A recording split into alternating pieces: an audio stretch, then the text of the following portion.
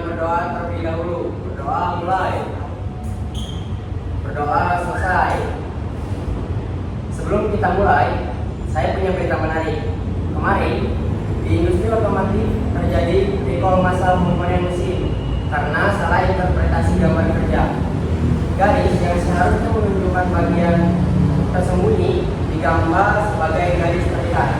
Akibatnya produksi salah dan rugi miliaran rupiah. Nah, hari ini kita akan belajar agar tidak terjadi kesalahan fatal seperti itu. Saya mau cerita tentang seorang operator yang bernama Budi. Dia menerima gambar kerja untuk membuat poros bergulir. Dia kirim sketsa manual seperti ini, dan hasilnya tidak sesuai spesifikasi. Sekarang lihat gambar kedua. Ini gambar teknik mesin sesuai standar ISO 128. Jelas, terukur, toleransi cepat, dan tidak ambigu. Inilah bahasa universal yang akan kita pelajari pada hari ini.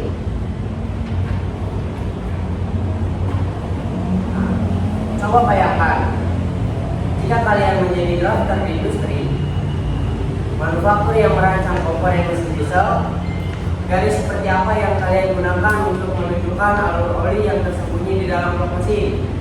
Nah, ada yang pernah lihat gambar asembli mesin? Beberapa minggu lalu, saya minta kalian menggambar sketsa komponen sederhana. Siapa di sini yang kesulitan membedakan garis kontur dengan garis sumbu? Boleh, Kak Edi? Saya Pak. Saya bingung membedakan garis tepi sama garis center Pak. Bagus. Itu tepat yang akan kita selesaikan hari ini. Ada pendapat yang mengatakan menggambar komponen mesin itu bebas. Yang penting bentuknya mirip. Tapi ada juga yang bilang gambar teknik mesin harus pakai standar ISO yang ketat. Karena menyangkut keselamatan dan presisi. Menurut kalian mana yang benar di antara kedua itu? Boleh dijawab. Di antara kedua itu mana yang benar? Silakan rekan. Yang kedua Pak, karena kalau bebas bisa salah produksi dan berbahaya. Tepat sekali. Kalian sudah berpikir kritis. Gambar teknik adalah bahasa universal industri. Satu garis salah bisa menyebabkan komponen gagal fungsi, mesin rusak, bahkan kecelakaan kerja. Bayangkan poros patah karena gambar tidak jelas. Makanya kalian harus menguasai ini.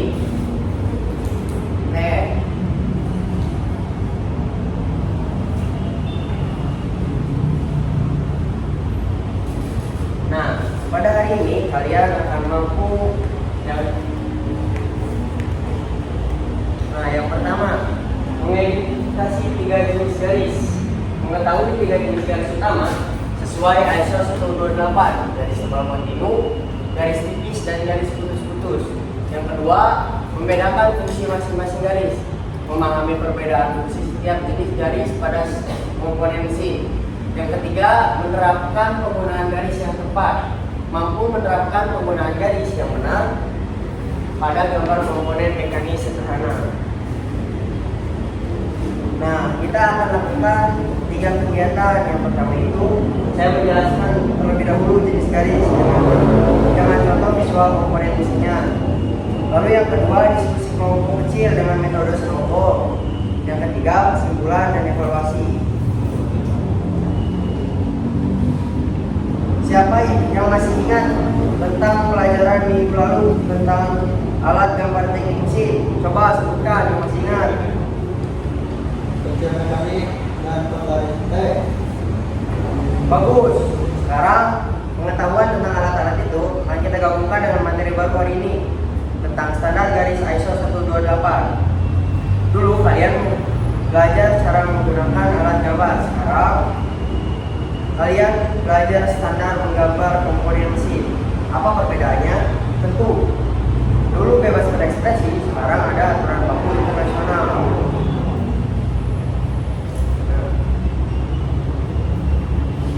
Perhatikan, di sini ada 3 jenis garis utama dalam gambar teknik mesin. Garis tebal kontinu, garis tipis kontinu, dan garis putus-putus. Yang pertama, garis tebal kontinu. Tebalannya 0,5 sampai 0,7 mm. Fungsinya untuk menunjukkan kontur benda dan tepian yang terlihat secara langsung pada pandangan gambar teknik. Contoh penggunaannya tepi luas poros, batas luar kiri atau roda gigi, profil kita kerja bisa dilihat sendiri pada gambar di samping. Kedua, ada garis tipis kontinu. Tebalannya 0,25 mm. Fungsinya untuk digunakan sebagai garis ukur, garis mantu, garis aksir, dan garis penunjuk pada gambar teknik. Contoh penggunaannya dimensi poros, garis penunjuk toleransi, garis aksir penampak. Yang ketiga, garis putus-putus tipis. Fungsinya itu untuk menunjukkan bagian benda yang tersembunyi atau tidak terlihat dari arah mana yang dipilih. Contoh penggunaannya alur dalam blok besi, lubang bor yang tidak tembus rongga internal komponen. Nah, itu ada gambar komponennya ya.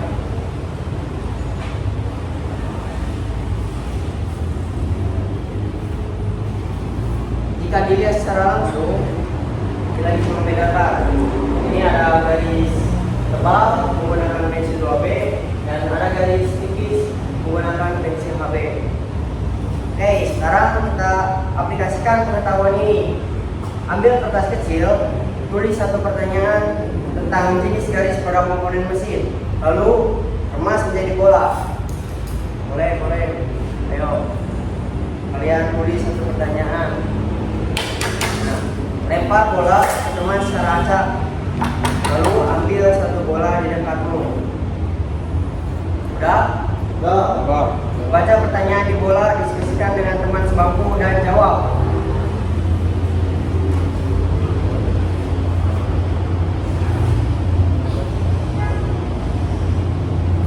Boleh, pertanyaannya silakan dibaca. Bagaimana menggambar garis sumbu pada komponen simetris? Oke, selanjutnya ada lagi? Ada Pak, saya. Berapa ketebalan garis untuk dimensi diameter pada gambar kerja? Oke, ada lagi? Garis apa yang digunakan untuk menggambar alur kasat yang tersembunyi pada poros? Oke, bagus sekali. Siapa yang mau share hasil diskusi kalian? Boleh, silakan. Siapa yang mau menjawab? Ya, Silakan. garis untuk alur kasat tersembunyi itu garis putus-putus tipis Pak, sesuai ISO 428. Tepat sekali. Poin plus untuk kamu, Adi. Itu standar yang digunakan di industri. Selanjutnya boleh jawab pertanyaannya. Boleh, Kak Edi, silakan. Garis dimensi diameter itu tipis konstitusi 0,25 mm, Pak. Hebat. Kalian sudah paham standar internasional. Ini yang membedakan drafter profesional dengan amatir. Boleh selanjutnya? Saya Pak, Boleh, silakan rekan. untuk garis sumbu komponen simetris pakai garis tipis panjang pendek pergantian Pak. Sempurna. Kalian siap menjadi teknisi gambar handal. Oke, kita di sini akan mereview. Saya minta kalian menjawab secara cepat ya. Nah, mari kita rangkum bersama. Garis untuk kontur benda mesin yang terlihat.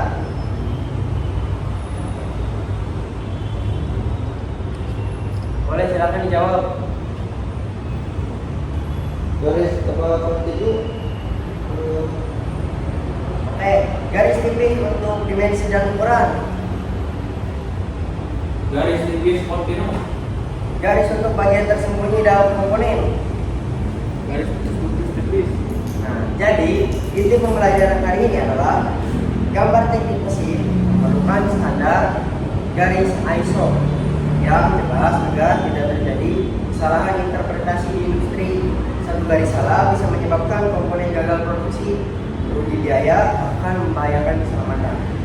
Perhatian kalian hari ini sangat luar biasa. Fokus pada perbedaan ketiga garis. Ini sangat penting untuk pertemuan berikutnya saat kita praktek menggambar komponen mesin tiga dimensi.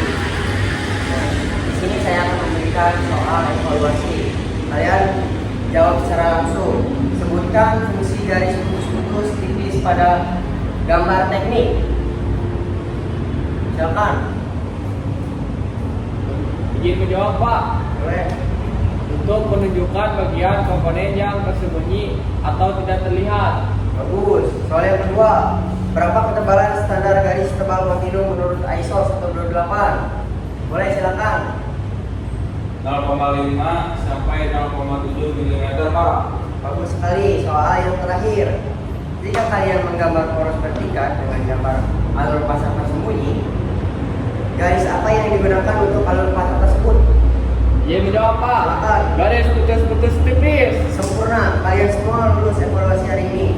Nah, untuk pertemuan selanjutnya, bawa penggaris T dan penggaris ketiga, pensil mekanik 2A dan 2B, kertas gambar 4 ukuran standar, markeran dan malguru. Kita akan praktik menggambar komponen mesin sederhana dengan menerapkan semua jenis garis sesuai standar ISO 128. Nah, terima kasih atas partisipasi dan energi kalian pada hari ini. Kalian sangat luar biasa. Kalian calon teknisi dan insinyur hebat.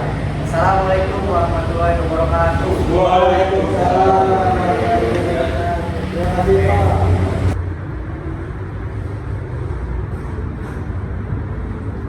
Saya akan bacakan hasil pemeriksaan untuk keterampilan membuka dan mengisi pembelajaran untuk praktikan bidang standar pembahasan standarisasi garis menurut ISO 128. Untuk membuka pelajaran mengaitkan materi yang dijelaskan ini ya, menyampaikan berita ya, menggunakan alat peraga atau media ya, mengvariasikan gaya pengajian ya, menyinggung tentang tugas-tugas yang dilakukan siswa ya, mengandaikan persoalan ya. Selanjutnya menimbulkan aplikasi, memberikan pengamatan menentukan menimbulkan sikap antusias tidak, menimbulkan rasa ingin tahu ya, mengungkapkan ide yang bertentangan ya. Selanjutnya pengajuan menjelaskan tujuan pembelajaran ya, menyampaikan garis-garis besar pembelajaran ya, menjelaskan langkah-langkah kegiatan pembelajaran ya. Selanjutnya mengaitkan pelajaran yang telah dipelajari yang lebih baru, mengajukan pertanyaan tentang materi sebelumnya ya, membandingkan pengetahuan yang lama dan yang akan diberikan ya. Selanjutnya menutup pelajaran, merangkum inti pelajaran ya, mengkonsolidasikan pelajaran siswa pada masalah pokok pembahasan ya.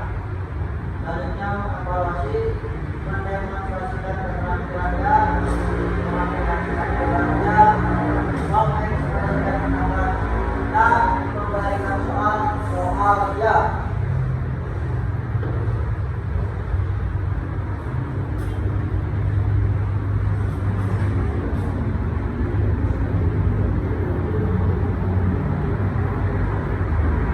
Baik.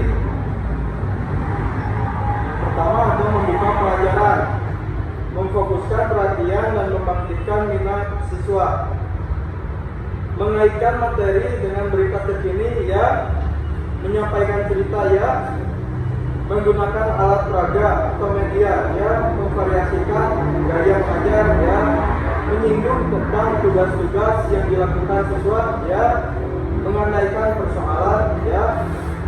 B. Menimbulkan motivasi, memberikan kehangatan dan menunjukkan sikap antusias tidak, menimbulkan rasa ingin tahu ya, mengumumkakan ide yang bertentangan ya.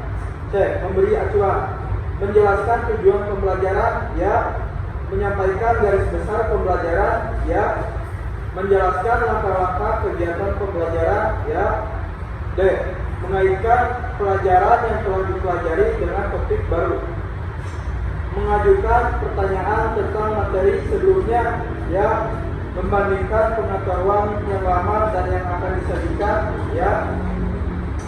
Menutup pelajaran, meninjau kembali, merangkum inti pokok pelajaran ya, mengkonsolidasikan perhatian siswa pada masalah pokok pembahasan ya.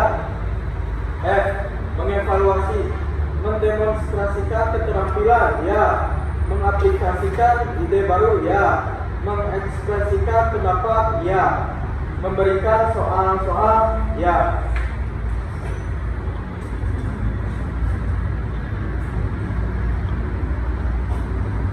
Baik, saya akan membacakan syarat seperti pemanggilan kemarin itu untuk yang pertama.